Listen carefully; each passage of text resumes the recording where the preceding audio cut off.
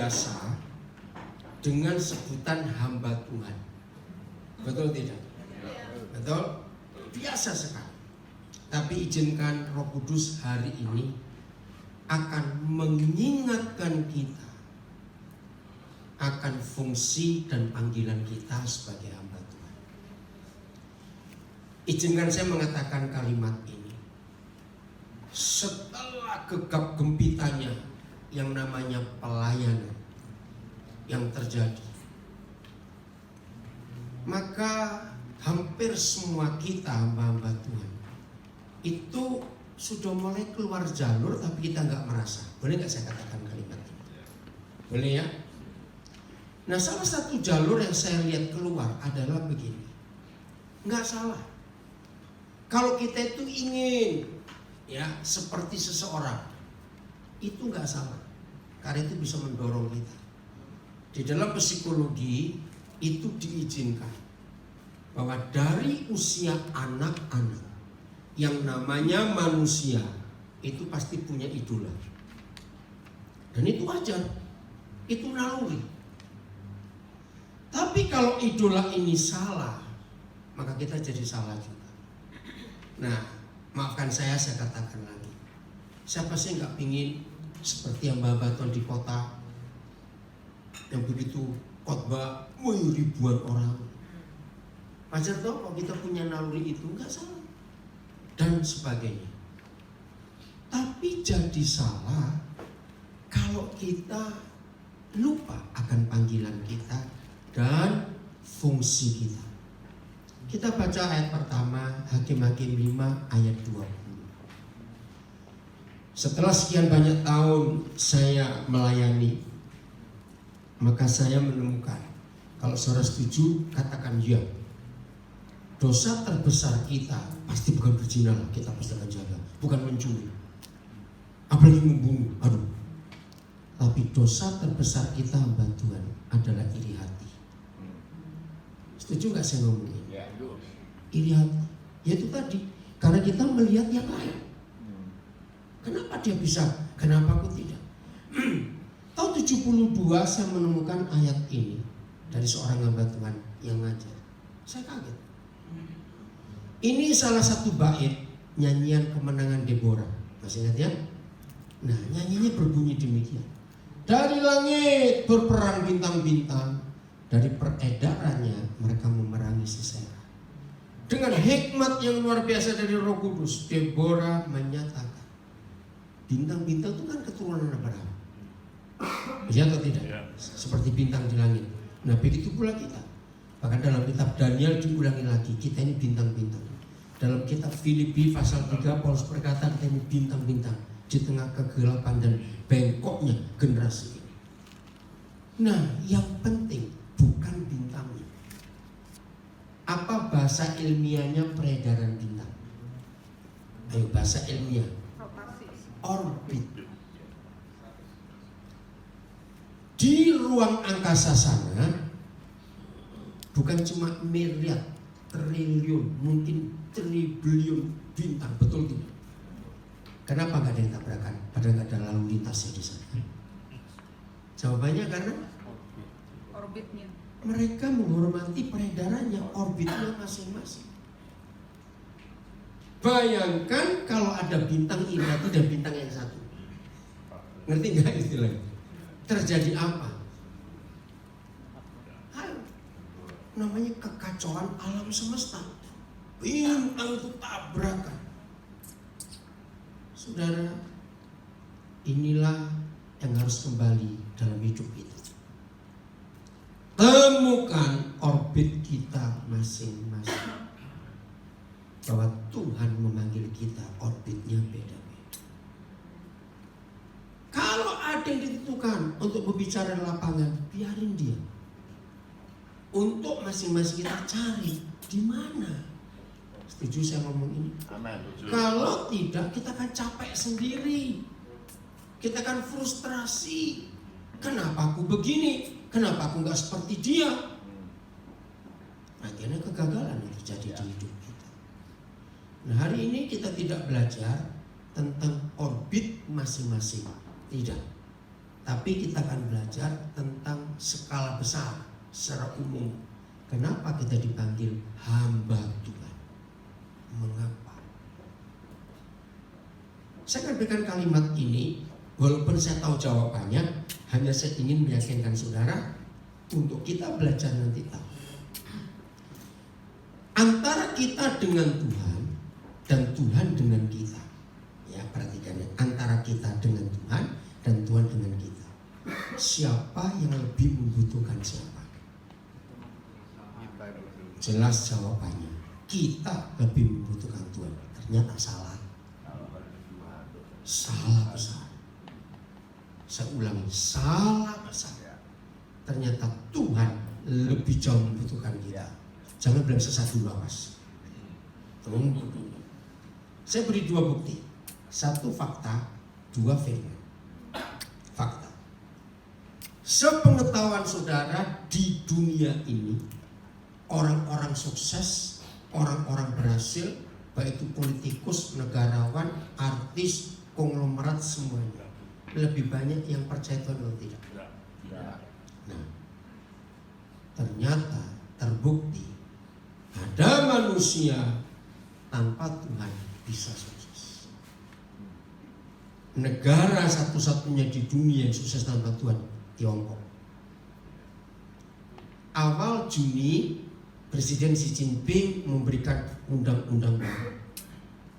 Undang-undang berbunyi demikian. Saya kaget waktu dengar itu di TV. Semua anggota Politbiro Partai Komunis dan semua pejabat negara Tiongkok tidak boleh ada yang mengikut satupun agama. Kalau ketahuan langsung pecat. Itu undang-undang baru awal Juni. Tapi faktanya mereka negara sukses. Amerika kalah jauh sekarang.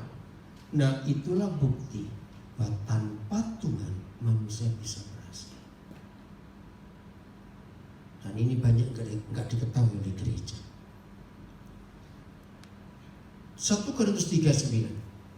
Kita lihat, ini perjanjian baru. Sekarang bukti kedua dari firman Tuhan. 1 Korintus 3:9.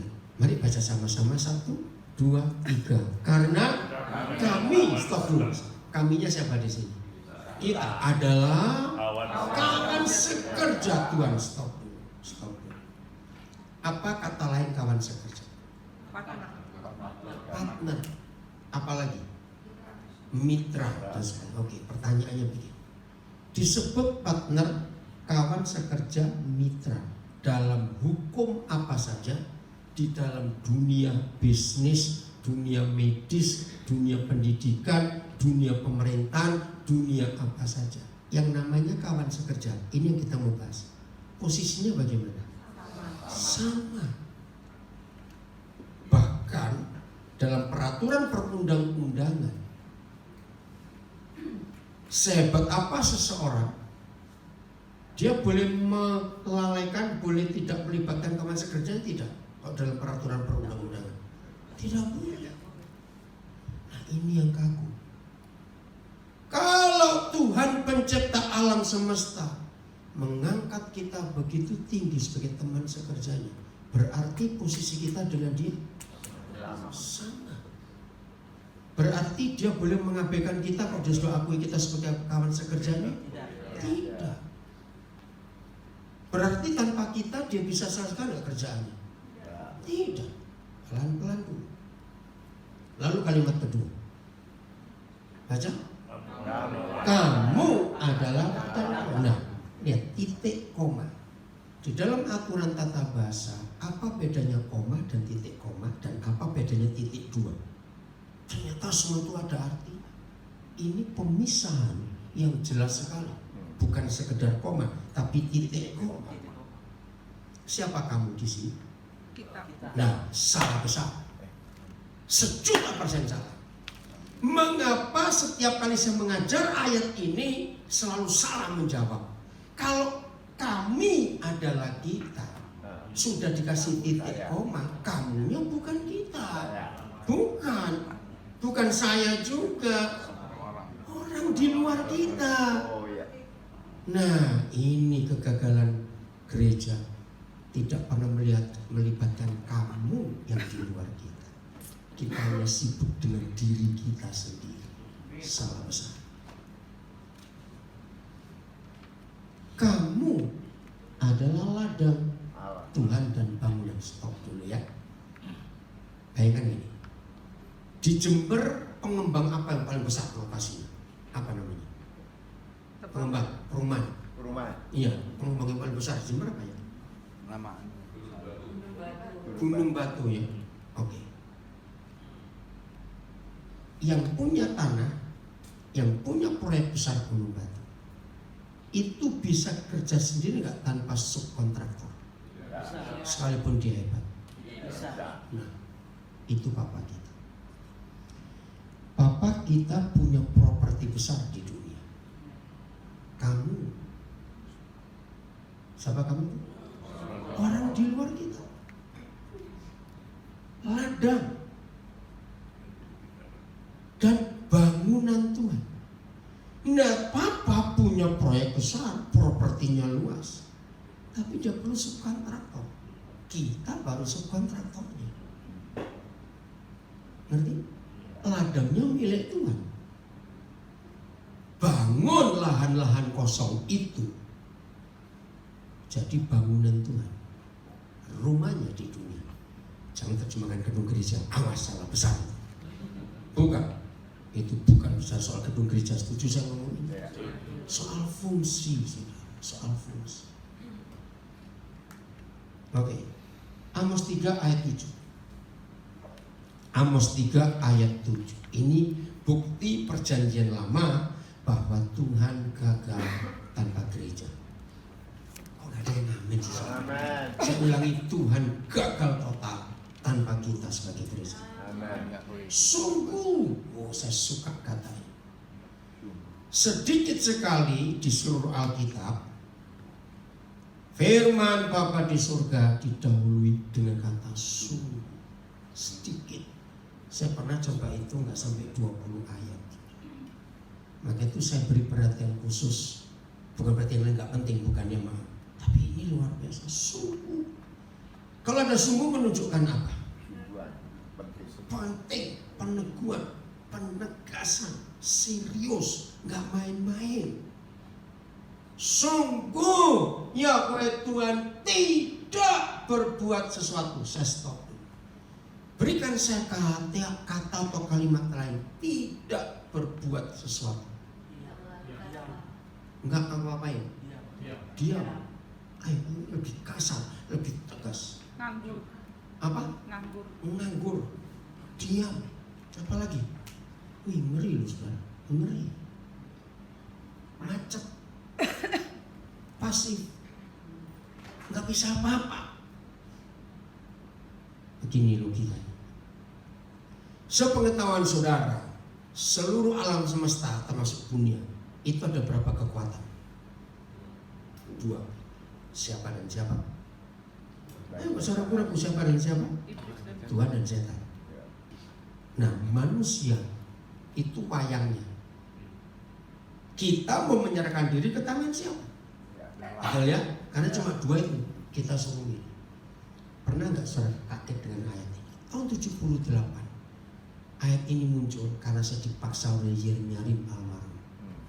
Dia kasih saya buku, judulnya Menuju Tahta, karangan Paul Bilheimer. Dan kamu baca. Wih, dia maksa. Kenapa ya? Pokoknya kamu baca. Saudara, begitu saya baca, saya kaget. Ayat ini nggak dibahas di buku itu. Tapi setelah saya baca buku itu, saya tunjukkan ayat ini. Itu buat saya kaget sekali. Artinya begini. Kalau Tuhan diam, pasif, apa kita diam? Macet. Siapa yang bergerak? Iblis. Ini yang buat saya kaget. Berarti mulai hari ini setelah kita tahu Amos 3 ayat 7, di mana saja, di suatu tempat, suatu daerah, iblis bergerak. Ingat di Kendari berapa hari ini ngeri. Jahat gak itu orang-orang sana? Nyebarkan pil, baca, mendengar gak berita itu? 2 yang mati. Kejam sekali, anak-anak dirusak seperti itu. Tadi pagi, masa nggak jelas beritanya, ketangkap lagi video-video pornografi untuk anak-anak. Aduh, kejam sekali. Pembunuhan. Ingat kasus pembunuhan suami istri pengusaha garmen? Masa hanya gara-gara uang gitu aja bisa sejahat itu?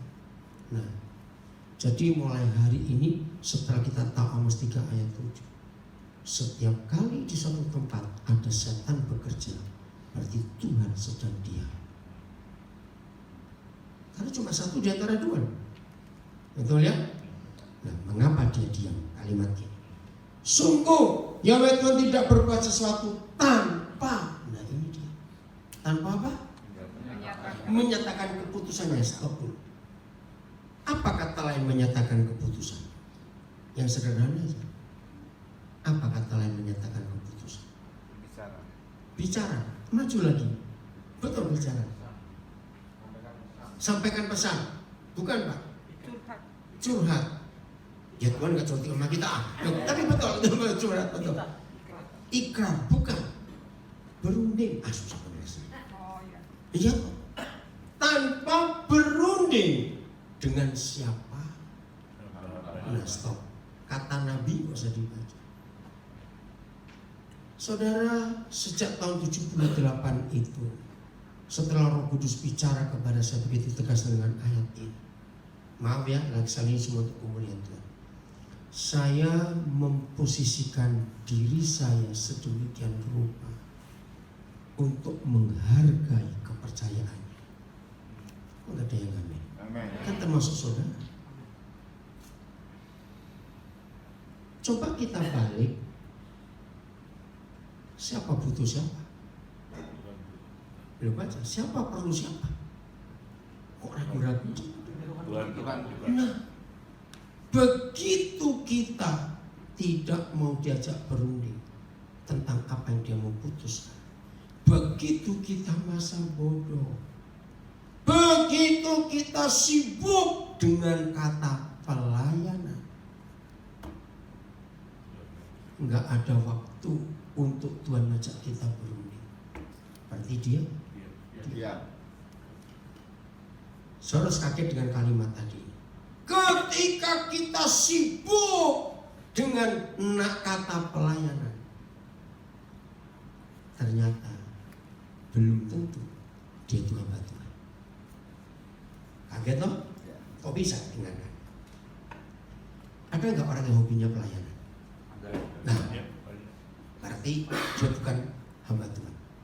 Dia melayani dirinya sendiri. Habis hobi kok. Coba dengarkan. Kalau Bung Karno masih hidup, saya nggak tahu berapa banyak masih mengalami. Saya masih kecil, ini orang yang tahu. Dulu belum ada TV dan radio itu barang mahal zaman itu. Tapi luar biasa, kalau Presiden Soekarno lagi pidato, pasar sepi, jalanan sepi. Itu tukang-tukang becak gerombol dengerin radio transistor kecil. Sampai kuping begini, saya tuh masih kecil. Ini orang hebat juga. Nah, saudara lihat, kalau Bung Karno masih hidup, kita para pendeta berikan dia bahan khotbah. Lebih bagus dia atau kita khotbah? Ngerti nggak kalimat ini? Ingat nggak? Wih, dia itu orator. Bayangkan tahun 55 PBB dibuat tunduk dan malu. Tahun 55. Berarti baru 10 tahun merdeka Indonesia. Bung Karno pidato di PBB. PBB malu. Dia adalah orang pertama yang punya ide gerakan non-blok. Dia adalah orang pertama menyatukan Asia dan Afrika. Dan konvensinya diadakan di Bandung. Itu orator ini. Dia kalau pidato nggak pernah pakai teks. Ngomong, tapi orang tertantang. Nah ini yang saya maksud. Jadi ada orang bisa khotbah tanpa perlu panggilan. Kalau memang dia apa istilahnya? Karakternya atau apa? Pinter ngomong. Hal yang berikut, jangan tersinggung. Zaman sekarang hamba Tuhan nggak perlu panggilan, nggak perlu urapan. Asal punya gaya tukul pasti laku juga. Ngerti maksud saya? Kayak tukul tahu. Ayo, kalau tukul diundang khotbah tertarik nggak orang-orang? Saudara, saya ngomong ini jangan tersinggung, betul? Untuk menunjukkan sibuknya kita melayani Tuhan, ada kata itu. Dan kemana-mana bawa Alkitab dan acara bagi Alkitab. Tapi belum tentu kita itu hamba Tuhan. Karena menurut ayat ini, satu-satunya kriteria hamba Tuhan adalah yang bisa diajak berunding dengan Tuhan untuk memutuskan sesuatu. Maaf, sebelum kita bisa diajak berunding oleh Tuhan, berarti kalau gitu dia menghargai kita atau tidak? Dia memberi kita penilaian dulu atau tidak? Kalau tidak, nggak mungkin. Nah, ini yang kita harus tahu. Oke, kita tinggalkan dulu. Saya beri 2 contoh di Perjanjian Lama. Siapa model Amos 3 ayat 7 Perjanjian Lama? Yang pertama adalah Abraham. Kita buka Kejadian 18 ayat yang ke-16. Sungguh Yahweh Tuhan tidak berbuat sesuatu sebelum dia menyatakan keputusannya kepada hamba-hambanya. Wih, hebat sekali. Judulnya apa? Di Alkitab saudara, di PowerPoint nggak ada judulnya. Ayo cepat lihat. Ayat 16 judulnya apa perikop ini? Ya baca, 1, 2, 3. Oh, yang Alkitab ayo mana judulnya? 1, 2, 3. Doa syafaat Abraham untuk Sodom. Maaf, ternyata penterjemah Alkitab bahasa Indonesia salah besar. Sebab di perikop ini Abraham tidak berdoa sama sekali. Saya protes. Waktu itu Pak Situmorang, Letkol Situmorang masih menjadi salah satu orang penting di lembaga Alkitab Indonesia. Saya kenal baik, ya. Nah, iya, saya nggak tahu kenapa. Saya nggak ada tindakan sampai sekarang nggak diubah. Jadi nanti tolong baca ya, saya nggak ada waktu sesi ini. Baca sampai habis ayat 30 berapa ya? Target 30 berapa di situ? 33. Enggak ada satupun kata Abraham berdoa, enggak ada, sudah. Tapi mengapa Alkitab menerjemah Alkitab menulis doa? Itu karena konsep agamawi. Yang terjadi di pasal ini, perikop ini, berunding, bukan bercakap-cakap, beda. Berunding itu lebih tepat. Yang penting begini. Lalu berangkatlah orang-orang itu dari situ dan memandang ke arah Sodom. Siapa orang-orang itu? Masih ingat di ayat 1? Siapa yang datang hari itu ujungnya Abraham? Tuhan dan 2 malaikat. Setelah selesai tugas mereka datang, memberitahukan tahun depan Sarah melahirkan, masih ingat ya? Lalu berangkatlah mereka.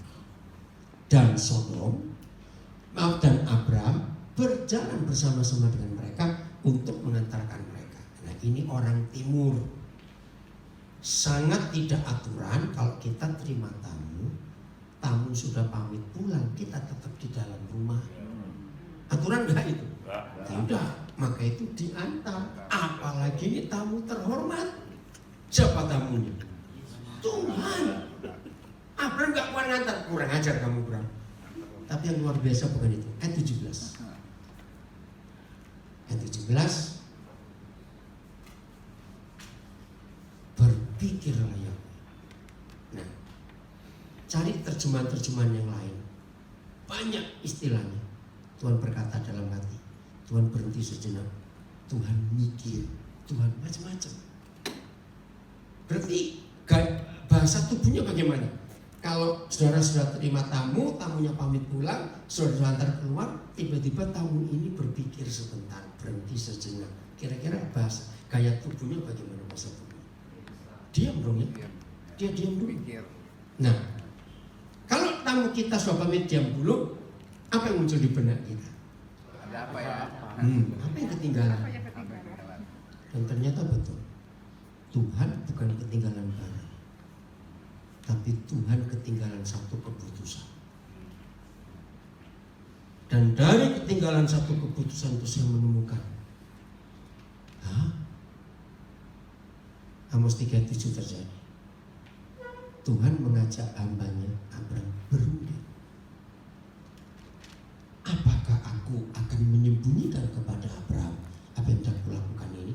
Nah, tolong para pengkhotbah, para pengajar, intonasi itu penting.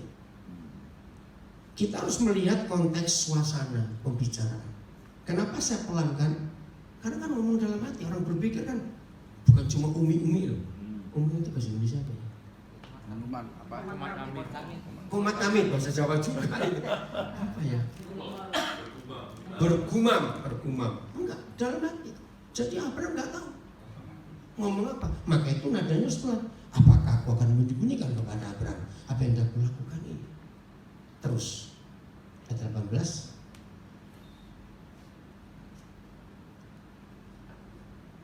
Ayat 18. Saudara, kita akan temukan hebatnya Amos 3 ayat 7 dalam kasus ini.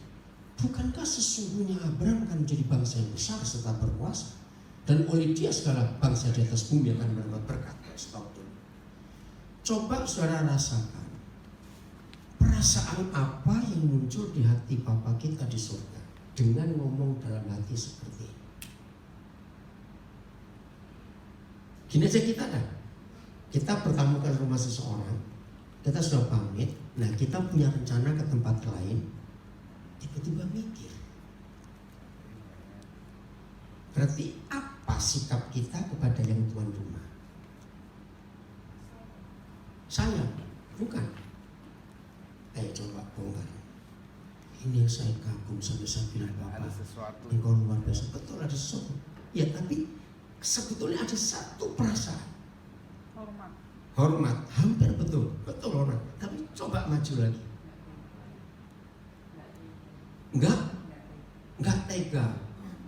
Oke, menghargai. Betul, begini. Ini buat saya. Jadi Tuhan punya rencana apa untuk Sodom? Belum menghancurkan dulu. Coba kita lihat ayat 20-nya. Bukan menghancurkan dulu. Salah kalau kita. Ini. Sesungguhnya banyak keluh kesah orang tentang Sodom dan Gomora, dan sesungguhnya sangat berat dosanya. Terus ayat 21. Ini yang kita harus lihat. Baiklah aku turun untuk melihat. Nah, jadi belum menghancurkan. Enggak, dia itu Tuhan yang adil. Dia tidak mau hanya dengar laporan orang.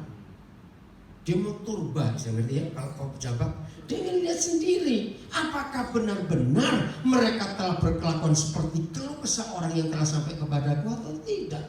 Aku tidak mengetahuinya. Nah, nanti ayat ini akan jadi poin penting. Dimanapun gereja Tuhan berada, dan ketika di daerah itu begitu banyak kejahatan, laporkan ke surga. Laporan ke surga itu akan jadi pertimbangan Tuhan untuk ambil keputusan mau diapakan setelah dia cek. Seberkata amin. Ini dahsyat sekali. Waktu pertama Roh Kudus ngajar saya ini, saya tanya gini, maaf ya Tuhan, apa perlu kau harus turun langsung? Kan kau nggak tahu. Boleh gak saya berpikir begitu? Kan Tuhan nggak tahu, untuk apa harus ngecek sendiri turun? Saudara, dalam Yesaya 11 ayat 4, coba lihat. Maka itu Alkitab ini hebat, ya, luar biasa. Yesaya 11 ayat yang keempat. Begini yang Tuhan, ya.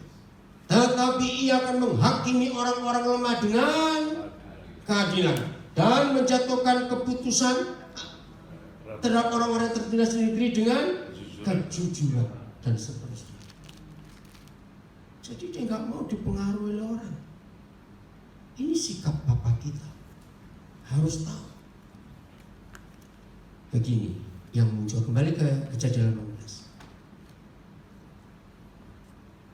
Pencipta alam semesta yang maha tinggi, maha kuasa, maha kudus, maha sekali, bisa merasa bersalah kepada hamba-hambanya kalau apa yang dia memutuskan kita gak jajak berunding.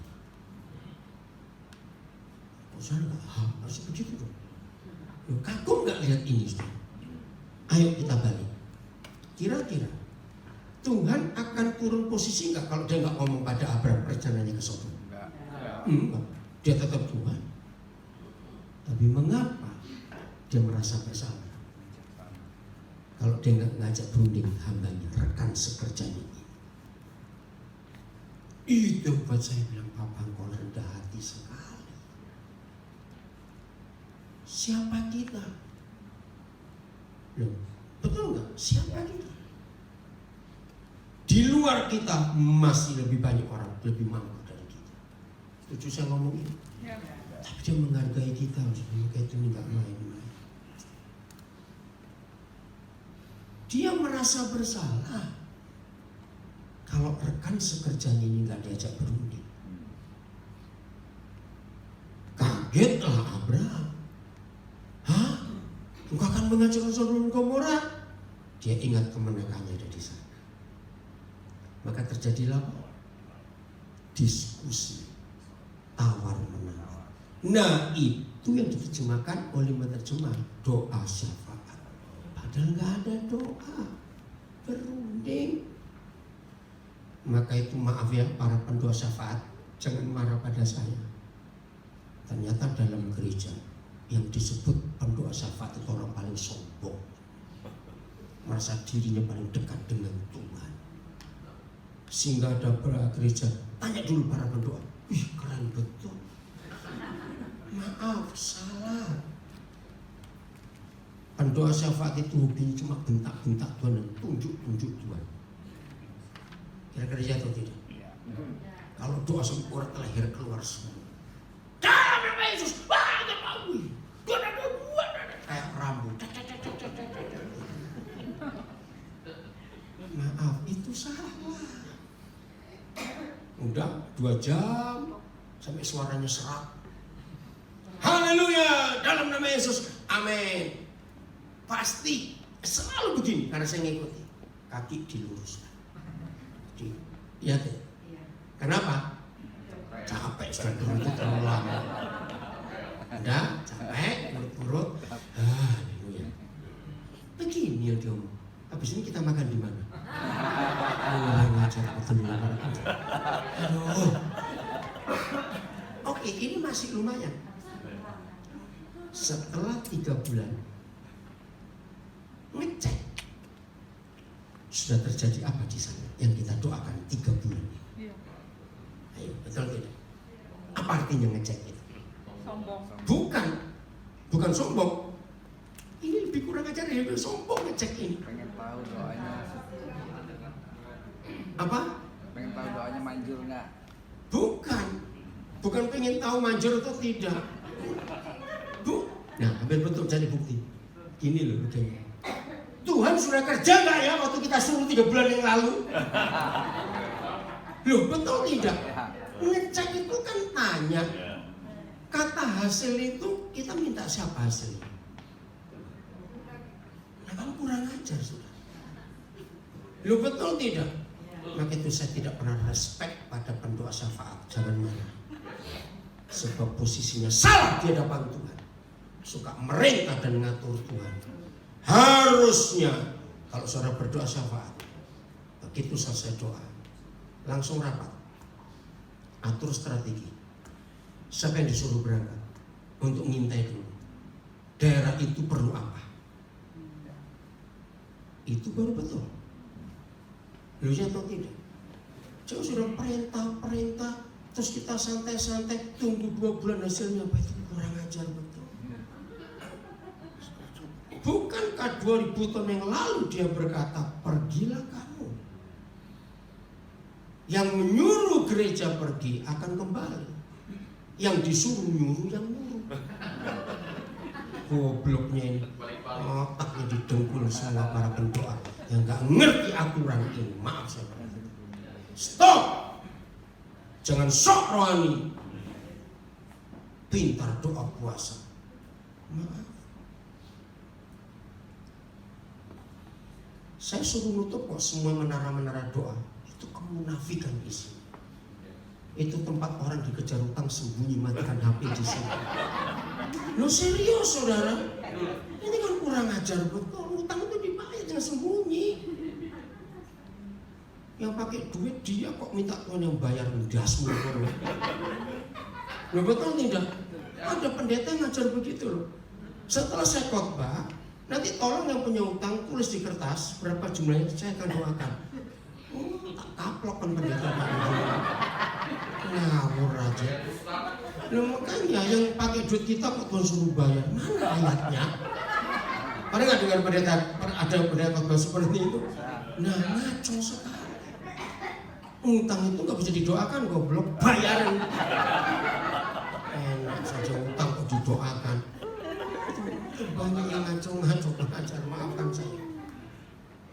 Maka itu banyak pendeta yang nggak suka saya. Saya mengajarkan kebenarannya supaya orang tahu.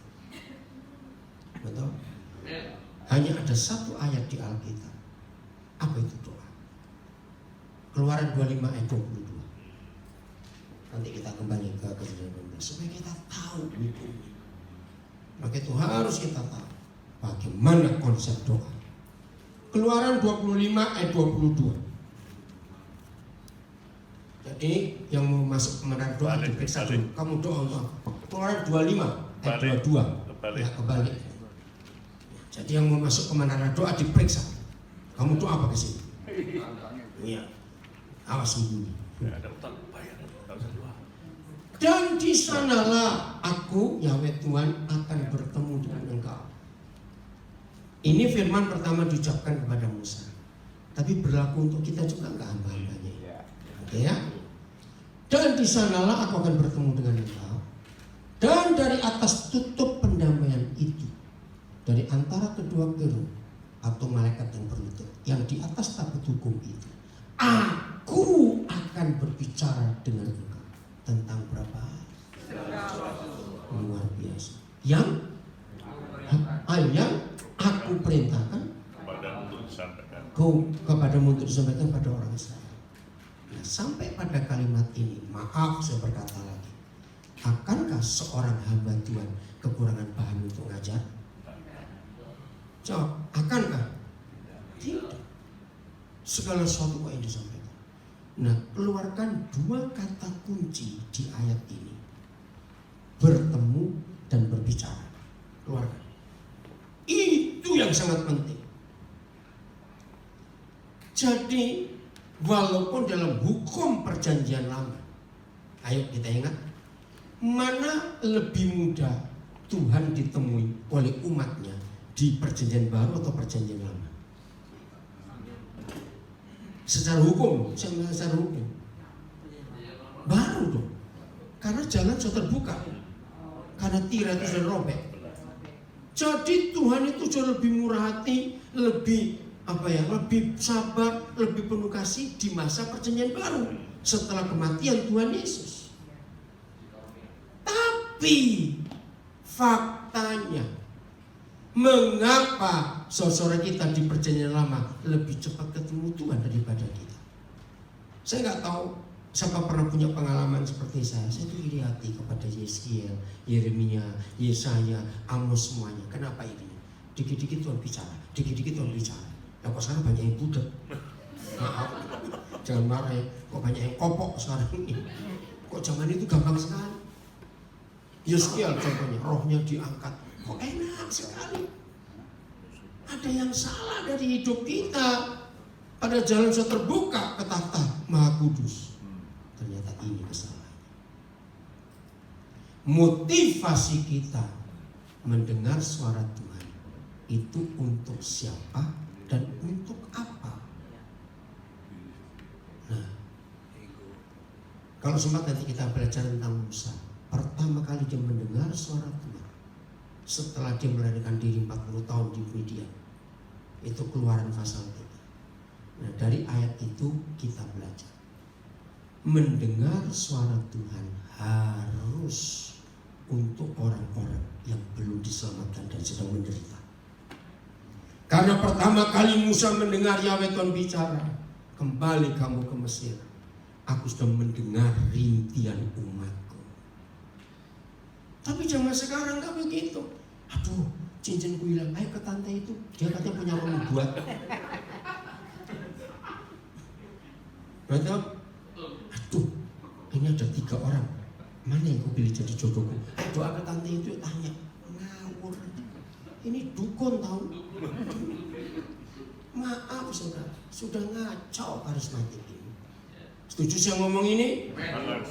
Maka itu mendengar suara Tuhan tidak ada untuk kepentingan pribadi sama sekali. Itu untuk kepentingan Tuhan dan orang lain. Dan kita alami. Catat itu baik-baik. Untuk urusan kita pakai ayat ini. Jadi kalau kita bertemu Tuhan dan Tuhan bertemu kita, entah dalam kondisi apa saja, boleh saya katakan nggak harus berdoa loh. Betul nggak? Tuhan bertemu kita, apakah harus berdoa? Dalam keadaan apapun juga.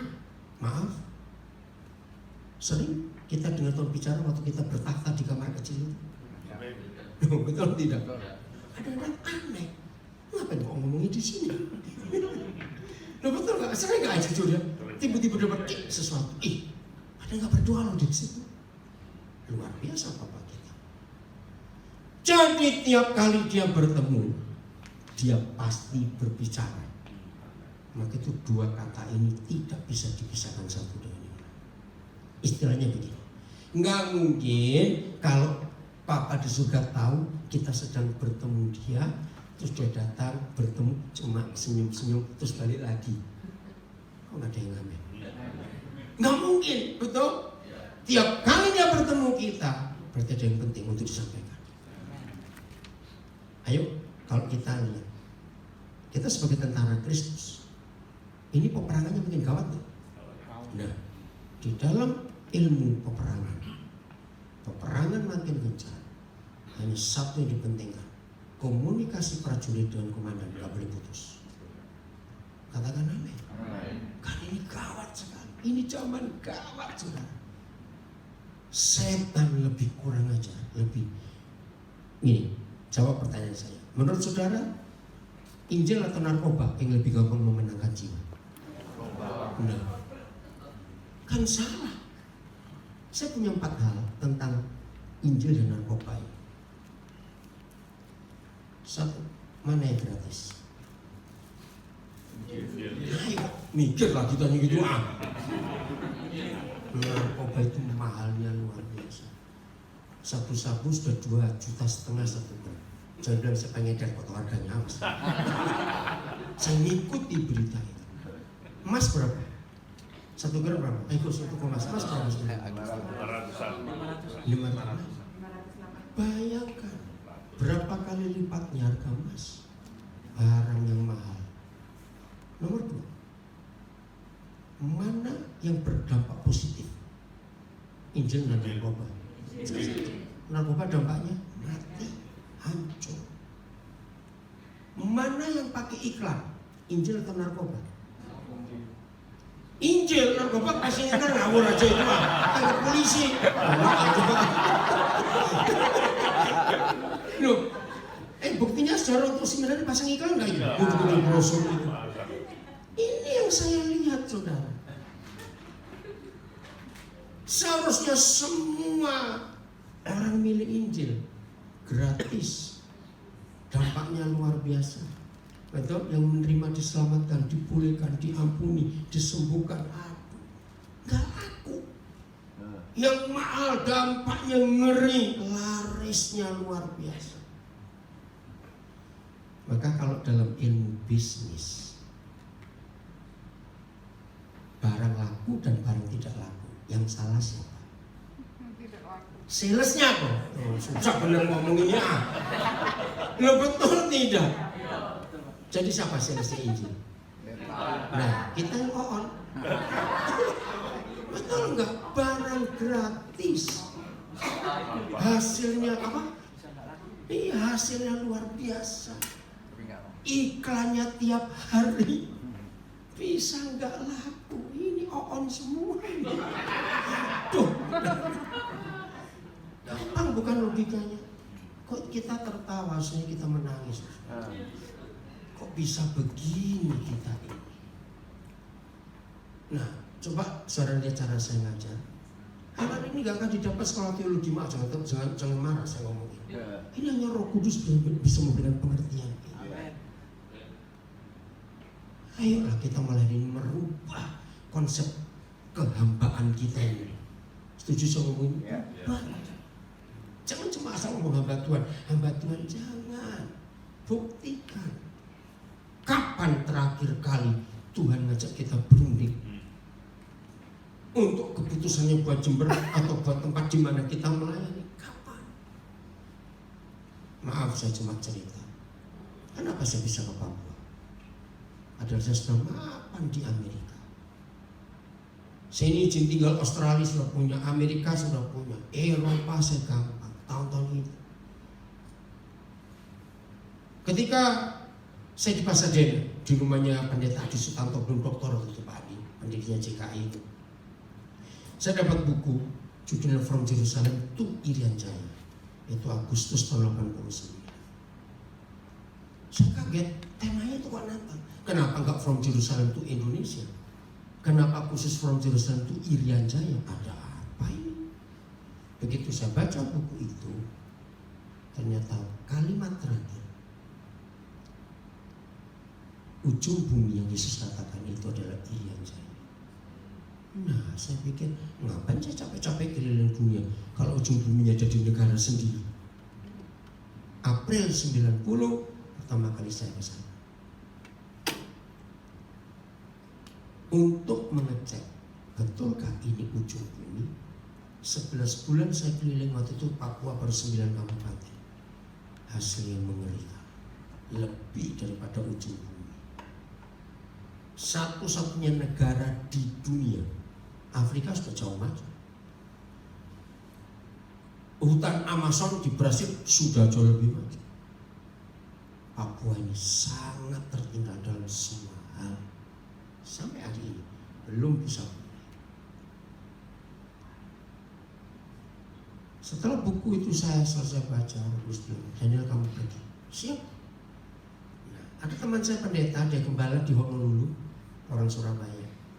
Waktu dia dengar saya mau pindah ke Irian, dia bilang, ini Koden, kalau Koden saya tinggal di Amerika, pelayanan di Amerika, lalu ke Irian, itu kemunduran, artinya mundur. Dia bilang, pokoknya aku mau ikut apa yang Tuhan suruh. Berapa belas tahun kemudian ada konferensi misi di Washington DC. Saya hadir, ternyata dia ada. Saya lupa yang dia ngomong tahun 90 yang lalu. Dia bilang, Koden, ternyata Koden jauh lebih maju daripada saya ini. Maksudnya apa? Saya lupa. Koden masih enggak waktu Koden tahun 90 ada di Honolulu dan Koden bilang mau pindah ke Irian. Ya, terus kan saya ngomong, oh ya saya ingat. Nah, ternyata dia ngikuti apa yang kami kerjakan di Papua lewat sosial media, lewat YouTube, semuanya itu.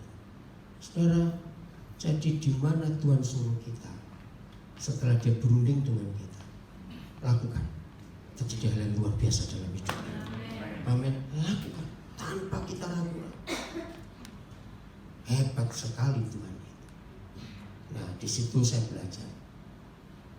Kenapa Tuhan tutup hati saya untuk saya tidak ingin menikah? Kalau saya menikah dulu aja mau ke Papua, mana ada istri mau diajak menderita ke Papua? Ngerti nggak maksud saya? Apalagi istri saya itu warga negara Kanada. Nah, setelah saya di Papua tahun 91, Tuhan bicara kepada saya lewat 7 orang. Pada itu istri saya, dan 7 orang ini gak saling kenal. Itu membuat saya kaget. Kenapa sampai perlu 7 orang? Karena saya gablek. Saya tuh betul-betul gak ingin menikah. Takut saya ingin menikah. Jangan tersinggung ya istri-istri yang buat Tuhan. Takut. Sudah bing diam, mas kamu.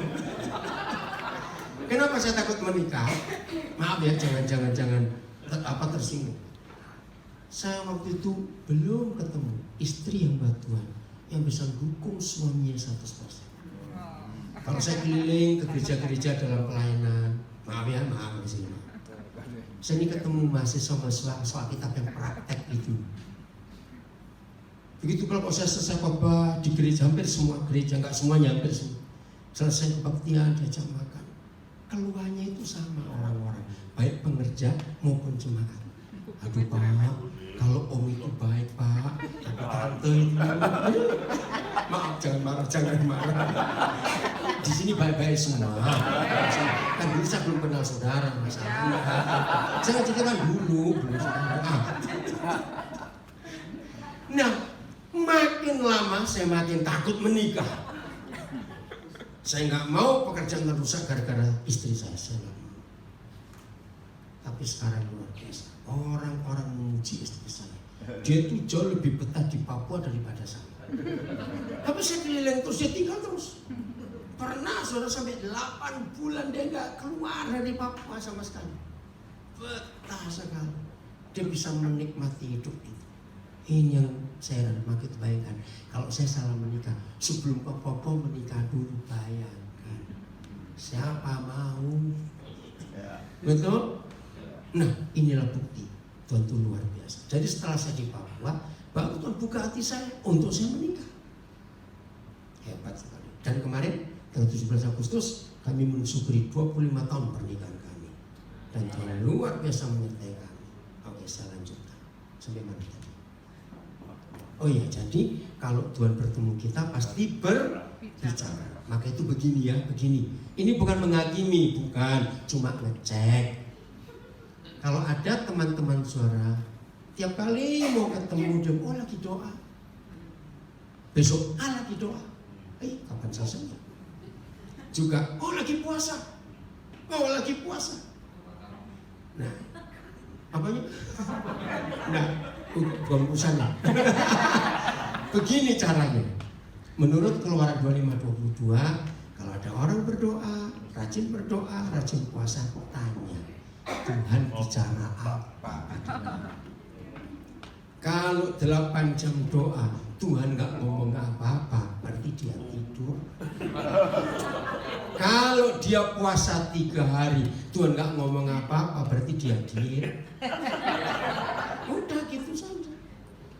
Ayat ini saya pakai. Pokoknya kalau dia bertemu, dia pasti berbicara. Tentang berapa hal? Inilah luar biasa. Salah satu yang harus, yang akan kuperintahkan untuk disampaikan, bukan untuk Musa, untuk orang lain.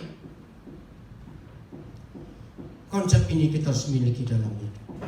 Oke ya, kembali ke Kejadian 18. Jadi Tuhan rasa bersalah kepada Abraham. Kalau rencananya ngecek ke Sodom, Abraham tidak diajak berunding. Keluaran Kejadian 18. Ya, jadi ini masih ngomong, masih berfirman. Sebab ini masih dalam hati ya, masih dalam hati. Enggak apa-apa, 19 tadi. Ya, 15. 19. Sebab aku telah memilih dia supaya diperintahkannya kepada anak-anaknya dan kepada keturunannya supaya tetap hidup menurut jalan yang ditunjukkan ya, dengan melakukan kebenaran dan keadilan, dan supaya Yahweh memenuhi kepada Abraham apa yang dijanjikannya kepadanya. Titik lalu tanda penutup kata. Arti Tuhan sudah selesai bicara dengan diri sendiri. Terus dia ngomong ayat 20. Ya, ayat 20. Sesudah apa?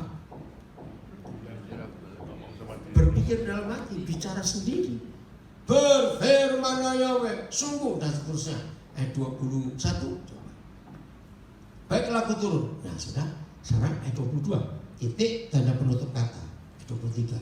Lalu ini yang saya temukan. Ayo saudara kita lihat betapa akrabnya Abraham dengan Yahweh Tuhan, dan betapa menghargainya Bapa di surga pada Abraham. Lalu berpalinglah orang-orang itu. Siapa lagi tadi orang-orang itu? Tuhan dan 2 malaikatnya. Berpalinglah orang-orang itu dari situ dan berjalan ke arah Sodom. Jadi posisi bagaimana? Sudah membelakangi rumah Abraham toh? Betul? Tapi lihat Abrahamnya ngapain? Iya, bagaimana? Tetap berdiri di hadapan Yahweh itu jadi apa artinya? Saudara, jadi Abraham ngapain? Ini Tuhan sudah mau berangkat, sudah jalan. Dia berdiri di hadapan Nunggu. Yahweh Tuhan. Nunggu, bukan salah kalau nunggu. Nah, menghalangi. Kurang ajar nggak? Ya coba, logikanya kurang ajar nggak? Lu nggak usah ragu-ragu, sangat kurang ajar. Mau ngapain kamu? Abram nyetop. Nah, ini diterjemahkan doa syafaat. Padahal dia nggak berdoa.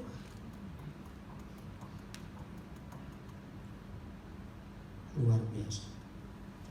Berani kita berbuat seperti itu kepada Tuhan? Belum berani tidak? Harus berani. Teman sekerja kok nggak berani gimana? Ini bukan jebakan, tanya ini. Jawabannya salah. Harusnya berani. Teman sekerjanya kok. Jadi Tuhan pun akan mendengar pendapat rekan sekerja. Kok nggak ada yang ngamen? Betul? Dia kan dengar. Maka itu dia berkata, sungguh aku nggak bisa buat apa-apa kalau aku nggak berunding dengan kamu dulu, hamba-hambaku, teman sekerja. Sahabat, ini terlalu berani. Dengan kata lain, stop dulu, Tuhan, stop. Apa yang dia lakukan? Ayat 24. Ayat 24 atau 23? Abram datang mendekat dan berkata, apakah engkau akan melenyapkan orang benar bersama-sama dengan orang fasik? Saya nggak usah baca, kita semua berani dia menyatakan itu. Karena Tuhan yang membuka kesempatan. Betul atau tidak? Lo kan Tuhan ngajak berunding, bukan? Nah, ya sudah, akhirnya diterima oleh Tuhan kita perundingannya itu. Nah, tapi yang unik, nah ini orang Jember rata-rata saudara punya toko, ya. Bahasa Jawa, ngenyang-nyanggar piro. Ngerti kata itu? Nawarnya berapaan? 10, 5, 10, 5, kan gitu bukan? Nah, kalau saudara punya toko, ada pembeli ngenyangnya neritil bahasa Jawa. Saudara layani enggak? Ayo, layani enggak? Enggak, cek toko lain. Enggak repot. Tapi Tuhan melayani. Ada 50 bagian. Dijauhkan kiranya daripadaku begini. Tapi Abraham mikir, wih, ponaanku itu duniawi, enggak pernah nginjil. Kalau ada 40 gimana? Kalau ada 30 gimana? Kalau ada 25 gimana? Akhirnya Abraham kalah dalam tawar menang. Nah, ini doa, bukan diskusi. Maka kalau kita mau jadi sahabat Tuhan, mau jadi hamba Tuhan, lagi sekali saya katakan, kapan terakhir kali dia ngajak kita berunding sebagai rekan sekerjanya? Tadi Yesaya kita baca 33:22. Jadi siapa menciptakan 3 lembaga tinggi negara demokrasi? Yang ciptakan siapa kalau begitu? Ya jelas Tuhan loh, kan itu firman-Nya. Ternyata dia mentaati, menghormati, melakukan hukum yang dia buat sendiri. Ini yang saya kagum. Buktinya, Yeremia 23 ayat 18. Buktinya pada Yeremia 23 ayat 18. Hebat sekali.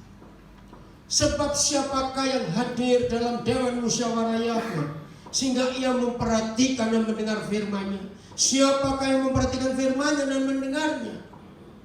Saya kaget saudara, ternyata walaupun dia maha kuasa, maha segala-galanya, ternyata dia hormat kepada parlemen yang dia bentuk sendiri. Kok gak ada yang amin sih? Jadi surga itu punya anggota Dewan Musyawarah. Nah, dulu pertama saya belajar ayat ini, saya pikir itu para malaikat. Ternyata tidak, itu gereja. Amin. Itu gereja. Dia mau berunding dengan kita. Siapa yang hadir dalam Dewan Musyawarah sehingga yang memperhatikan mendengar firman? Jadi walaupun dia eksekutif, dia menghargai legislatif. Amin lagi. Itu Tuhan aja hormatnya luar biasa seperti ini kepada legislatifnya sendiri. 22. Ini tolong baca sendiri pasal 23 ini, 22. Sekiranya mereka hadir, siapa mereka di sini? Ya, hamba-hambanya, rekan sekerjanya. Sekiranya saudara dan saya hadir dalam dewan musyawarahnya, niscayalah kita, saya ganti ya, akan mengabarkan firman-Nya kepada umat Tuhan. Dan hasilnya apa? Membawa mereka kembali dari tingkah laku yang jahat dan dari perbuatan-perbuatan yang jahat. Izinkan saya mengatakan kalimat ini dan saya harap tidak ada yang tersinggung. Rekan-rekan pengkhotbah, rekan-rekan hamba Tuhan, saya belum pernah menemukan ayat lain di Alkitab yang membuktikan yang kita khotbahkan itu berasal dari Tuhan dalam pertemuan sidang dewan musyawarahnya atau dari kita sendiri, kecuali ayat ini. Satu-satunya tanda, bukti, kriteria bahwa semua yang kita ajarkan itu berasal dari anggota dari sidang dewan musyawarah ini, yaitu yang mendengar kita ada perubahan hidup. Niscaya membawa mereka kembali, mengabarkan pada umatku, membawa mereka kembali dari tingkah laku yang jahat dan dari perbuatan-perbuatannya yang jahat. Masih ingat kisah Rasul 2 ayat 36, coba lihat. Pertama kali Petrus khotbah, maaf, mantan pengecut, boleh saya katakan ini penyangkal Tuhannya sendiri, tapi pertama kali dia khotbah, oh itu yang hatinya terharu. 30 berapa? Coba saya lupa. 37 coba. 37. Iya, ini dia. Ketika orang banyak buat hari itu Yerusalem, betul? Ada berapa banyak bangsa yang datang.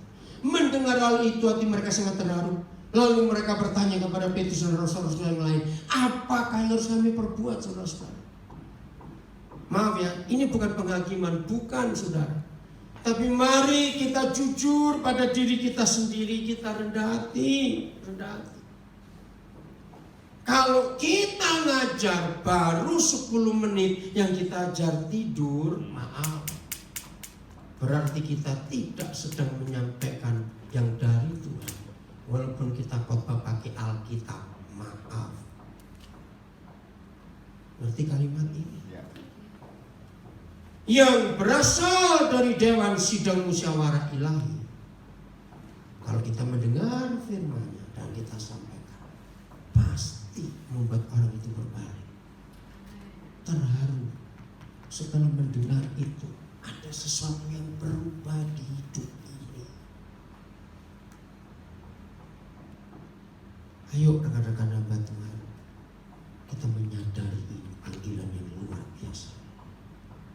Tuhan mau titipkan isi hatinya dan firman-Nya kepada kita untuk kita sampaikan kepada dunia ini. Amin.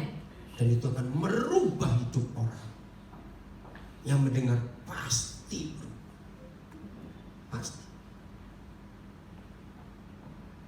Kenapa? Maaf. Kembali Yeremia 23 ayat 30, ada firman yang lucu sekali. Oh, lama saya mikirkan, bertanya ayat.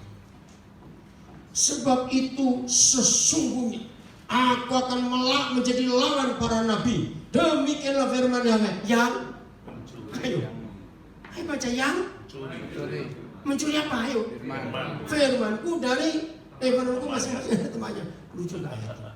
Ada pencuri firman ternyata. Ayo kira-kira apa maksud firman ini? Jiplak. Bukan tidak boleh. Boleh. Saya sering menyampaikan apa yang saya dengar dari teman yang lain. Luar biasa.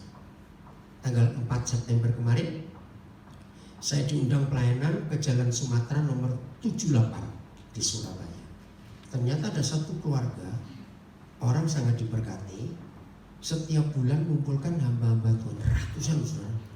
yang dari daerah Mojokerto, Kertosono, Sidoarjo, Gresik, Gempol, Porok, pokoknya sekitar situ. Ternyata banyak teman-teman saya yang lama dulu. Wah, jadi reuni kami. Nah, salah satu yang saya ajarkan, saya nggak tahu ada berapa banyak yang pernah kenal Pak Obacarawan almarhum. Nah, tahun 70-an akhir dia ngajar begini, itu saya ingat sampai hari ini. Nah, saya sampaikan pada rekan nama Pak Tuhan, awas. Ketika kita sedang tidak punya uang, awas. Sama dia Mas Rawan berkata, aku mau kontak temanku supaya aku diundang khotbah hari Minggu. Ngerti maksud? Nah, awas. Lebih baik kamu lapar dan miskin daripada kamu jadikan pelayananmu jualan untuk keperluan hidup. Wih, saya ingat kata-kata itu sampai hari ini. Ada nggak hambatan seperti itu? Ketika nggak punya uang terus ingat temannya, kesana aja supaya dapat amplop. Maaf, jangan punya mental seperti itu. Nah, kalau kita mau ngutip firman Tuhan kita dapat dari teman kita, sebutkan namanya. Nah, tadi saya ingat dari Paul Belhammer, saya sebutkan namanya karena dia ngajarkan. Bisa bagus, maaf. Kalau kita pintar ngomong, kita bisa jiplak ke orang lain. Lebih bagus. Bisa, sama persis bisa juga. Tapi belum tentu itu yang dibutuhkan oleh orang yang hari itu mau mendengar kita ngajar. Ini yang kita harus tahu. Maka itu saya sering katakan, walaupun kita disebut melayani Tuhan, pakai Alkitab, doa juga. Tapi belum tentu yang kita sampaikan berasal dari Dia. Bisa toh? Nah, itu sebabnya harus hati-hati, sungguh-sungguh hati-hati. Jangan sampai salah, jangan sampai salah. Harus berasal dari Dia. Jangan ada seorang pun di antara kita disebut pencuri firman. Aduh, gak enak bener ini kata ini. Saya tertawa pertama belajar, pencuri firman, apa-apaan. Ayo minta dari Roh Kudus supaya Dia yang menunjukkan kepada kita. Apalagi kalau kita sudah ingat Yohanes 14:26, 1 Korintus 2:10. Roh Kudus itu mengajar kita tentang segala sesuatu dan menyelidiki tentang segala sesuatu, bahkan hal-hal yang tersembunyi dalam diri Tuhan kita. Pasti gak akan kekurangan bahan-bahan. Akan ada terus. Oke. Kita beralih ke Musa. Keluaran 32. Ternyata Musa disebut hamba Tuhan karena hal ini. Tuhan suka ngajak dia berunding. Keluaran 32 mulai ayat 7. Wih, ini Tuhan murka, nggak cuma marah, murka. Berfirmanlah Yahweh kepada Musa. Nah, lihat intonasi saya. Kenapa saya tinggikan? Karena isinya marah. Pergilah, turunlah, sebab bangsamu yang kau pimpin keluar dari tanah Mesir telah rusak lakunya. Nah, Tuhan tersinggung. Lihat di Keluaran pasal 3, nggak usah dibaca dulu ya. Nanti. Ketika Yahweh Tuhan menyuruh Musa, ada kata ini, umatku. Kata itu dipakai. Tapi kenapa waktu dia marah jadi bangsamu? Ngerti kok Tuhan marah betul? Yang telah kau pimpin. Loh, kok jadi Musa yang mimpin? Bukankah di Keluaran dia berkata, aku akan memimpin mereka dengan tangan kananku yang kuat. Nah, berarti Tuhan emosi betul ya. Oh, emosinya gak ketulungan ini.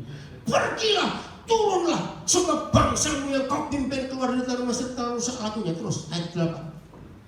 Segera juga mereka menyimpang dari jalan yang kuperintahkan kepada mereka. Mereka telah membuat anak lembu yang dicor, dan kepadanya mereka sujud menyembah dan mempersembahkan korban sambil berkata, Israel, inilah Tuhanmu Allahmu yang telah menuntun kau keluar dari tanah Mesir. Ini Tuhan marah. Lihat ayat 9 lagi. Oh, jadi ini cara yang baca. Artinya tadi Tuhan ambil nafas karena marah. Lanjut. Nah ini cara, kenapa saya bisa ketemu ilmu ini waktu saya jadi guru sekolah minggu. Maka itu ternyata dari pengalaman saya, hamba Tuhan yang pernah jadi guru sekolah minggu pasti khotbahnya gampang dimengerti. Nah yang belum kembali jadi guru sekolah minggu. Loh serius, ini 13 tahun jadi guru sekolah minggu. Dan yang luar biasa sampai sekarang pun oleh karena anugerah Tuhan, saya tuh masih bisa KKR anak-anak loh, saudara. Jangan bilang saya lucu awas. Bener, saya tuh masih diundang KKR anak-anak. Dan luar biasa anugerah Tuhan. Nah, jadi saya bisa menerangkan ini waktu saya jadi guru sekolah minggu. Dan betul kata Tuhan Yesus, belajarlah kepada anak-anak. Anak-anak itu luar biasa. Contoh kecil ya. Aduh, saya ingat. Jadi kalau mereka memberi saya soal ujian, saya bilang minggu depan Om jawab. Jangan ngada-ngada, awas. Jujur, belum tahu jawabannya. Nah waktu saya ngajar tentang Nuh, kapal. Jadi anak-anak tentu menggambar.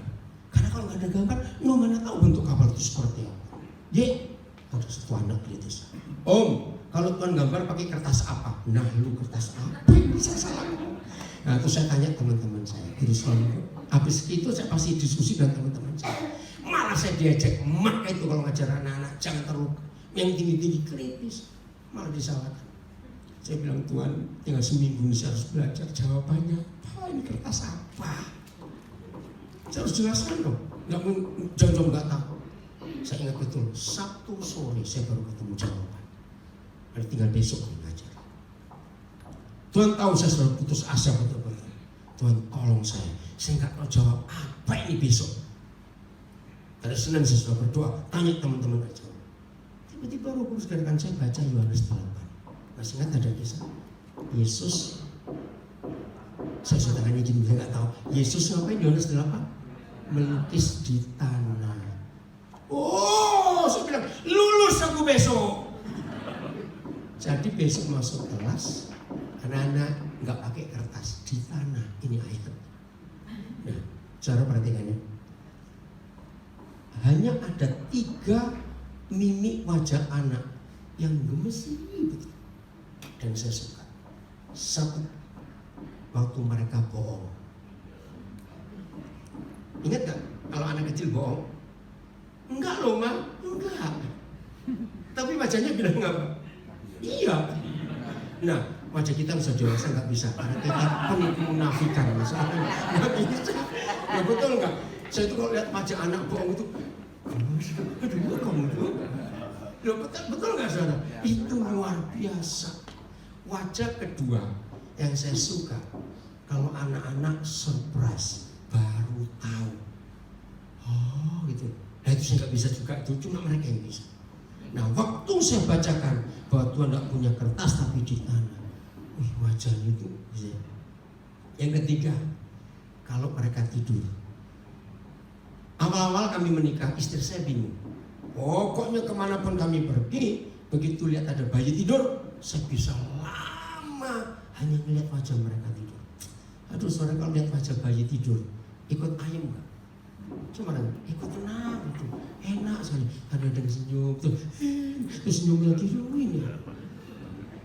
Apa yang terlihat di wajah orang dewasa tidur? Duit. Uang. Serius, betul? Nah inilah 3 wajah anak saya paling suka. Dan ini semua saya dapat karena firman itu. Belajarlah kepada anak-anak. Lagi, ini ambil apa sudah marah tadi. Menggembang orang marah. Gini. Lagi firman Yahweh kepada Musa. Telah kulihat bangsa ini dan sesungguhnya mereka adalah suatu bangsa yang tak tangguh. Nah, jadi intonasi baca harus semangat karena anak-anak akan ngerti. Ayat 10. Ini saya nangis. Oleh sebab itu biarkanlah aku supaya murkaku bangkit terhadap mereka dan aku akan membinasakan mereka. Stop.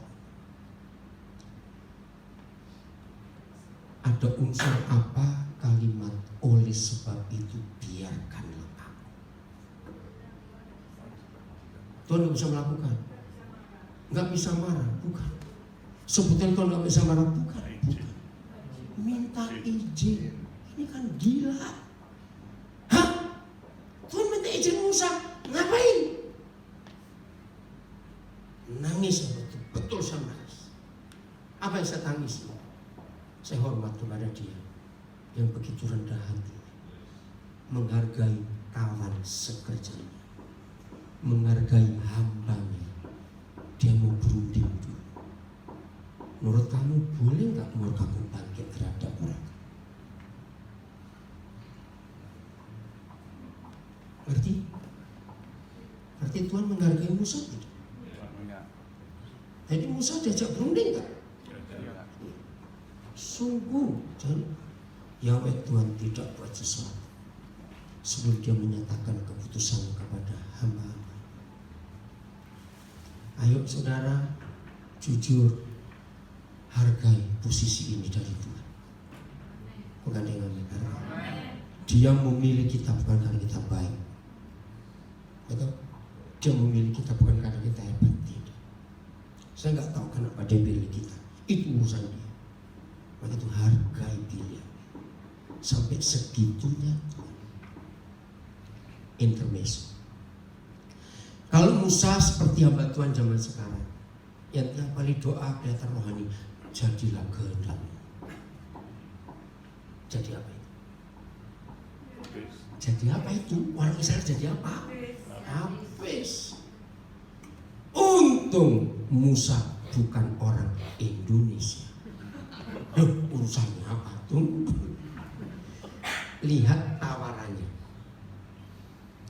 Musa dapat privilege, dapat tawaran nggak? Apa tawarannya? Nggak main-main. Nah, jadi Israel punah, Yahweh Tuhan buat bangsa baru, namanya Musa. Ya, anaknya Musa loh. Nggak tahu apa, nggak tahu urusannya. Ya istilah untuk memudahkan. Kenapa hubungannya dengan orang Indonesia? Orang Indonesia kan dikit-dikit mumpung. Ada kesempatan, mumpung. Betul tidak? Ya atau tidak? Ayo jawablah. Pejabat-pejabat, mumpung. Semuanya mumpung. Nah coba kalau Musa pakai haji mumpung. Pertanyaannya, apakah Tuhan berdosa kalau dia menghukum semua Israel? Enggak, dia Tuhan urusan dia. Tapi kita harus tahu, dia mengajak hambanya berunding. Menurut kamu gimana? Lihat ayat 11. Gila betul Musa. Lalu Musa bagaimana? Mencoba, kata mencoba jangan lupa. Ini penting. Kenapa ada kata mencoba? Kenapa ada kata mencoba? Ini luar biasa kata ini. Ayo mikir saudara, kenapa? Lalu Musa mencoba melunakkan hati Yahweh Tuhan. Kenapa ada kata mencoba? Gak usah ragu-ragu ayo. Takut? Bukan. Ragu-ragu? Bukan. Kenapa? Negosiasi. Keluaran pasal 32 adalah tulisan tertua yang dipakai oleh hukum di seluruh dunia sampai hari ini, bahwa terdakwa pun harus didampingi pengacara. Maka inilah tulisan tertua di dunia tentang pengacara. Jadi Musa negosiasi. Begini. Bupati Jember siapa? Bapak atau Ibu? Ibu ya. Udah berapa tahun? Berapa tahun baru? Bupati Jember. Orang Jember. Berapa 2 tahun? Baru 2 tahun ya? Baru Oke. 2 tahun. Sedekat-dekatnya saudara orang Jember dengan Bupati Jember. Kamu aja teman TK, teman SD, teman SMP. Wih keren dong dekat sekali. Tiba-tiba suatu hari Bupati Jember emosi. Sebab dana APBN baru dikeluarkan sekian miliar untuk buat jembatan di sebuah desa. Jembatan belum diresmikan, baru ada 2 sapi lewat ampel. Misalnya, Bupati. Nah, datanglah seorang teman dekat. Pada ini nepuk-nepuk pundaknya, sabar Bu, sabar. Ngerti ilustrasi? Berani nggak kira-kira? Mikir. Musa buat itu kepada yang maha besar, yang maha kuasa, pencipta alam semesta. Sabar dulu Tuhan, sabar. Padahal dia dapat kesempatannya. Apa kesempatannya? Jadi bangsa baru. Tapi dia tolak. Nah, pengacara yang bernegosiasi untuk membela seorang terdakwa, modalnya cuma satu, harus ngerti hukum. Nggak lucu pengacara nggak ngerti hukum, terus maju pakai apa? Musa maju pakai hukum yang Tuhan buat. Renungkan kalimatnya. Musa maju membela Israel walaupun saat divonis, kan sudah vonis bukan? Biarkan aku binasakan mereka, itu vonis atau bukan? Vonis. Tapi pengacara ini luar biasa. Dia pakai hukum. Nah, hukum yang dipakai oleh Musa mengajukan kepada jaksa penuntut umum atau pada hakim yang dibuat oleh hakim. Itu Tuhan sendiri. Apa isinya? Dengan berkata, mengapakah Yahweh kamu bangkit terhadap umatmu yang telah kau bawa keluar dari tanah Mesir dengan kekuatan yang besar dan dengan tangan yang kuat? Ingat tadi di ayat 7 Tuhan marah bukan? Siapa yang memimpin? Musa. Umatnya siapa? Umat Musa. Tapi Tuhan diingatkan Musa, enggak, bukan umatku dan bukan aku yang memimpin, tapi engkau. Ayat 12. Mengapakah orang Mesir akan berkata? Nah, ini ejekan, ini sindiran. Hei, dia membawa mereka keluar ternyata dengan maksud menimpakan malapetaka kepada mereka dan membunuh mereka di gunung dan membinasakannya dari muka bumi. Tuhan disindir, Tuhan diejek. Nah, ini pakai logika anak-anak. Siapa pernah bawa anak ke toko, ke pasar, ke supermarket, terus minta sesuatu, tapi kita nggak boleh karena bukan untuk dia, belum waktunya untuk dia. Terus anak itu nangis, terus guling-guling. Kan kita bilang, apa kamu nggak mau lihat orang itu malu? Pernah nggak kita buat anak seperti itu? Loh, ngerti? Cepatan jawab ya atau tidak? Musa, gitu kan Tuhan? Loh, iya atau tidak? Tuhan, nanti orang Mesir ngomong apa? Apa kata dunia? Apa kata dunia nanti? Engkau yang mimpin, ternyata kau bunuh semua. Saya kaget. Dekat gak Musa dengan Tuhan kalau begitu? Sangat dekat. Dan lebih hebat lagi, Tuhan menghargai. Ini yang luar biasa. Berbaliklah. Firman ada bahasa Inggris gak? Saudara kan kaget lihat ayatnya bahasa Inggris. Kurang ajar betul Musa ini. Lihat bahasa Inggrisnya, kata ini saja nanti kita lihat. Berbaliklah. Mana tadi?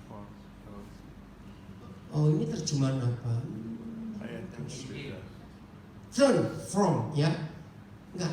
Coba pakai King James. Oh, King James. Oh, ini dia. Turn from thy ways wrath and repent. Apa kata repent bahasa Inggris? Bahasa Indonesia? Bertobat. Loh, betul enggak? Repent of this evil against thy people. Berani suruh Tuhan bertobat? Loh, soalnya ini perkara serius loh.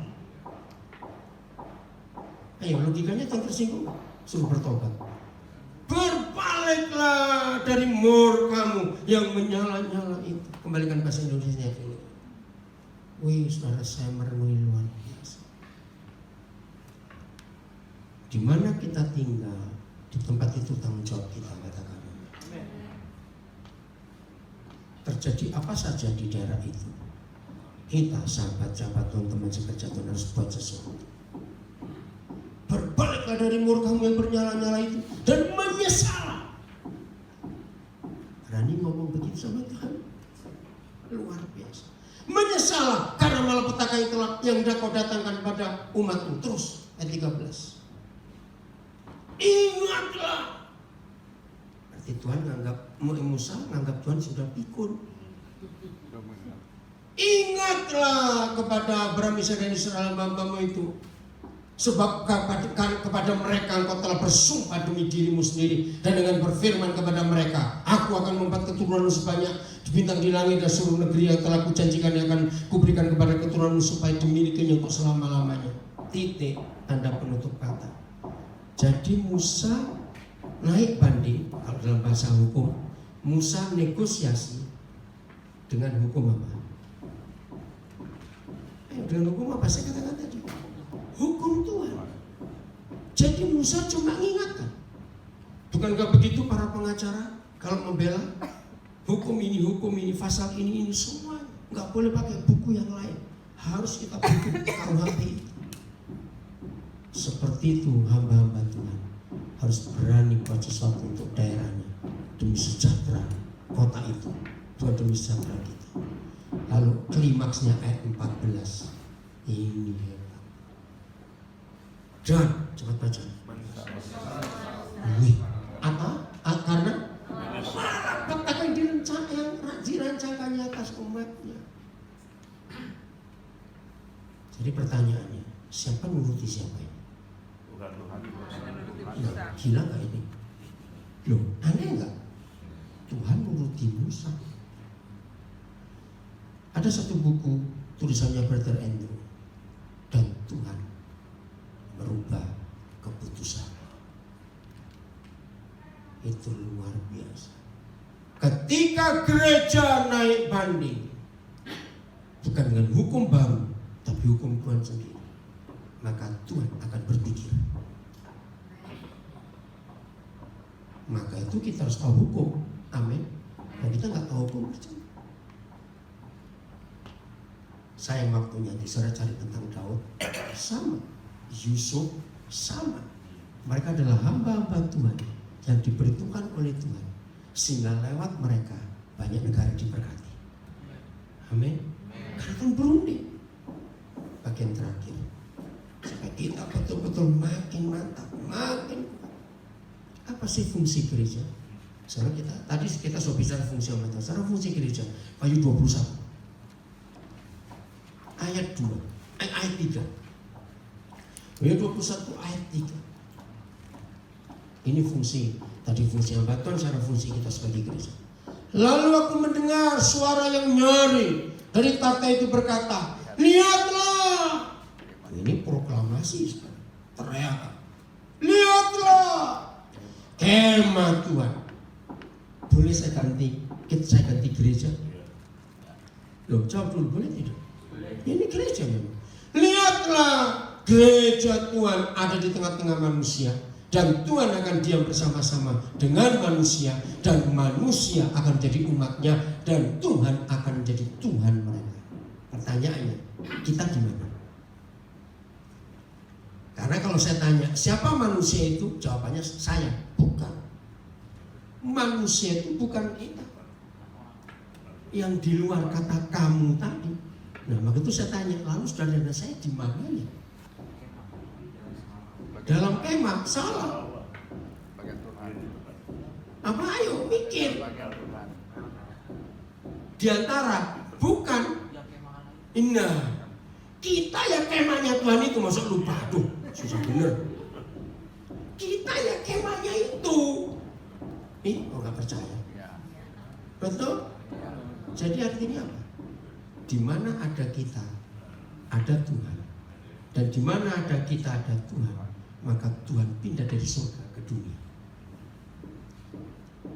Amin. Kesimpulannya pakai logika anak-anak, Tuhan gak betah di surga, dia lebih betah di Jember. Amin. Betul tidak? Supaya dia bisa kumpul manusia. Dia kesepian di sana. Maka itu jangan cepat-cepat pengen pulang. Tunggu dulu, dia mau kesini kok kita pulang. Ngapain? Juga soal pengangkatan harus hati-hati. Kerajaannya datang, kok kita pergi? Enggak lucu. Belajar baik soal pengangkatan. Selama ini kita salah. Khotbah-khotbah pengangkatan itu hanya ketakutan si pendeta, karena takut aniaya. Padahal di dalam zaman perang, ingat, akhir zaman itu artinya berakhirnya zaman pemerintahan manusia dan dimulainya zaman pemerintahan Tuhan. Banyak ayat mengatakan pada waktu dia akan jadi raja, kita diangkat jadi apanya? Raja-raja juga bukan? Nah, lihat, ini sekarang peperangan terakhir di dunia. Perang besar-besar. Dalam sejarah perang hanya ada 2 kelompok rakyat. Satu yang maju perang, 2 yang ngungsi. Nah, siapa yang diajak pemerintah nanti kalau sudah selesai perang? Yang ngungsi atau yang maju perang? Nah, yang diangkat itu yang ngungsi-ngungsi itu tadi. Awas jangan bilang sesat lagi. Awas. Saya sudah dahului dari tadi. Salah konsep pengangkatan. Kita nggak teliti melihat. Oke, jangan sibuk masalah pengangkatan. Kau ngomong itu. Balik pada ayat. Jadi Tuhan itu maunya di dunia, dia nggak mau di surga. Oke, saya bacakan ayat perjanjian lama. Nanti kita balik. Keluaran 25 ayat 8. Dari sejak zaman perjanjian lama, Papa kita sudah minta ini. Keluaran 25 ayat 8. Ayo baca sama-sama. 1, 2, 3. Dan mereka harus membuat tempat kudus bagiku supaya aku. Jadi sejak zaman Musa, Tuhan sudah betah di surga. Maunya punya tempat kudus di dunia. Maka itu semua agama di dunia, semua pasti Tuhan mereka ada firman untuk dibuatkan rumah-rumah. Ngerti nggak maksud saya? Bahkan ada rumahnya jauh sekali, sampai bayar mahal kalau ke sana. Hanya kekristenan yang Tuhannya nggak pernah minta dibuatkan rumah-rumah. Sebab siapa rumahnya? Tidak tahukah kamu? Maka itu ini rumahnya. Dan mereka harus membuat tempat kudus bagiku. Di mana? Di sini, di dunia. Itu kerinduan Tuhan. Terakhir, apa yang terjadi kalau gereja sudah ada di dunia? Ayat 4 Wahyu 21. Ini yang terjadi. Siapa namanya lupa lagi? Jimmy. Tadi waktu istirahat Jimmy menceritakan kepada saya, dia sedang menulis sebuah disertasi. Disertasi ya? S3 mulai. Ya. Peranan gereja. Apa agama masyarakat? Psikologi agama masyarakat. Ya, psikologi agama masyarakat. Saya bilang, terus Tuhan akan pakai kamu. Dan ini kebenaran.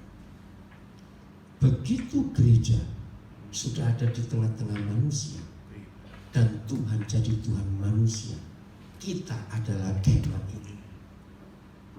Maka ia akan menghapus segala air mata dari mata mereka, dan maut tidak akan ada lagi, dan tidak ada lagi perkabungan atau ratap tangis atau duka cita, sebab sesuatu yang lama itu telah berlalu. Begini kesimpulan. Tolong catat. Tema kita akan jadi fakta. Kota kita, apa namanya? Kotaku, tanggung jawabku. Ini ayatnya. Di mana ada gereja, berarti orang-orang di sekitar gereja itu tidak boleh menangis. Kalau sampai masih ada orang menangis, ada kita, berarti kita belum berfungsi sebagai gereja yang benar. Ini dahsyat. Maka itu kesimpulan saya. Setiap kali saudara mendengar ada orang mati bunuh diri, tolong catat. Saya ulang, setiap kali kita mendengar ada orang mati bunuh diri, yang patut dan wajib disalahkan adalah gereja yang terdekat dengan si korban. Kenapa? Setelah kita tahu ayat 3 dan ayat 4 Wahyu 21, mengapa saya punya kesimpulan itu? Coba jawab. Berarti selama orang itu hidup penuh dengan air mata, apalagi nggak tahu kalau di dekat dia ada jalan keluar, yang nggak perlu dia mati. Betul tidak? Selama masih ada duka cita, masih ada air mata, berarti gereja gagal. Kotaku adalah tanggung jawab. Mulai hari ini cari di jalan-jalan anak-anak terlantar, orang-orang terlantar.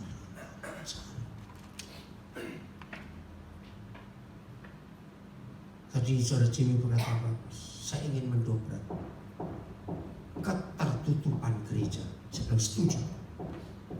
Gereja itu eksklusif, betul. Dari kita untuk kita, itu jahat sekali.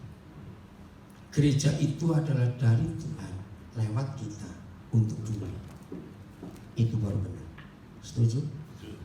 Karena itu yang Tuhan ingin. Ayat terakhir, Lukas 15 ayat 1. Lukas 15 ayat 1. Inilah yang harus terjadi dengan kita.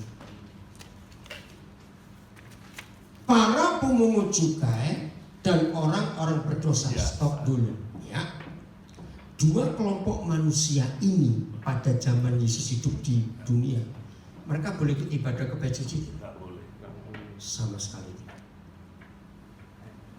Karena gereja eksklusif sejak zaman dulu, hanya untuk kita, nggak boleh orang lain.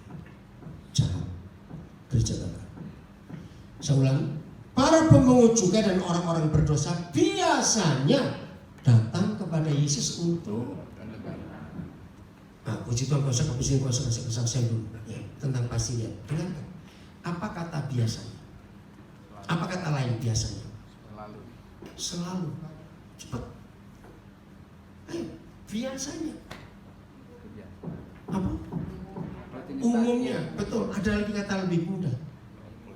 Rutinitas, sering, terus menerus. Maaf ya para pendeta, maaf anak-anak Tuhan. Ayat ini memotivasi saya.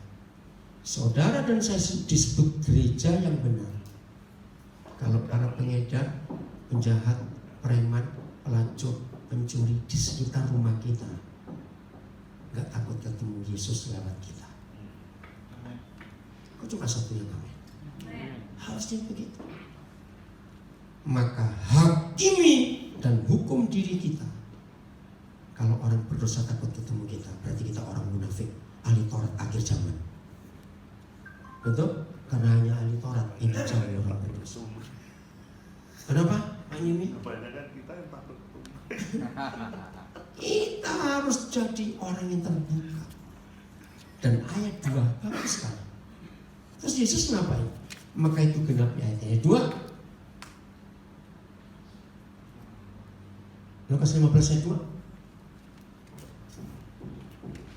Ngapain Yesus dengan mereka? Wih, ini satu sekali.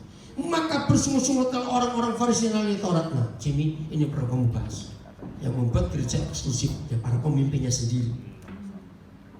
Katanya, ia menerima orang berdosa dan makan bersama-sama dengan mereka. Cobalah sebulan 2 kali, sebulan 3 kali, ajak mereka makan, dengarkan cerita mereka. Amin. Ajak makan, kumpulkan di mana? Jangan ajak masuk gereja kita, jangan gedung gereja. Ajak makan. Indah bukan kalau ini terjadi? Nah, kenapa saya dapat rahasia ayat ini segitu jelas? Dengarkan. Satu-satunya ayat dalam Alkitab yang merupakan inti, poros, esensi seluruh rencana Tuhan itu ayat mana? Satu ayat ini saja. Bahkan kalau nggak ada ayat ini, kitab suci kita nggak beda dengan kitab suci agama lain. Karena semua keselamatan, pengampunan tergantung jeripaya manusia. Ayat mana yuk? Yohanes 3:16. Tapi ini masalah. Tahun 76, saya nggak tahu Charles masih ada nggak di Lawang. Kami dengan tim api menyala buat penginjilan di Kertosono. Ya saya masih muda. Ya saya ngomong Yohanes 3:16. Woi, mereka marah. Kenapa yang mayoritas marah dengan ayat itu? Saya nggak mau tunjukkan. Kalau saudara punya pengalaman interaksi dengan mereka pasti tahu. Kenapa mereka marah dengan ayat itu? Marah betul. Saya sampai kaget. Ini kan firman Tuhan. Kenapa harus marah? Ayo kenapa? Yang mayoritas marah dengan Yohanes 3:16. Tuhan punya anak. Itu penistaan. Nah, sejak itu saya tanya, Bapak, terus gimana dong? Saya harus ngomong. Ini firman.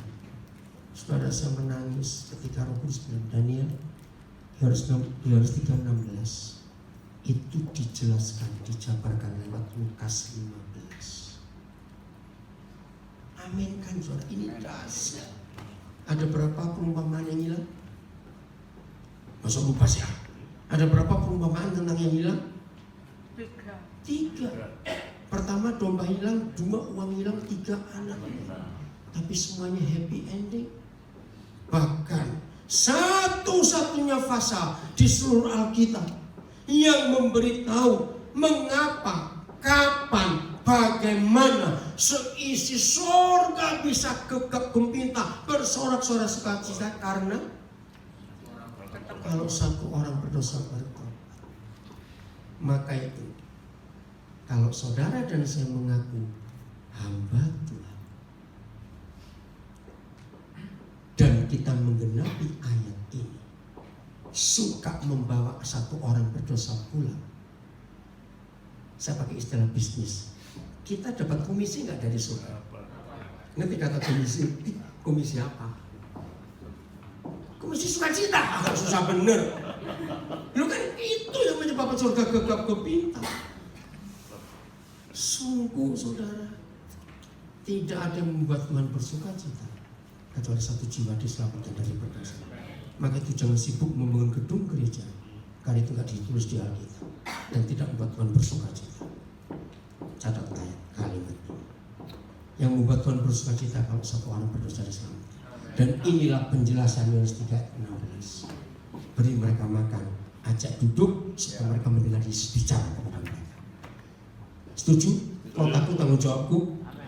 Mulai hari ini jadi berkat buat jumpa dan sekitarnya. Tuhan memberkati kita semuanya. Jadi pelaku firman.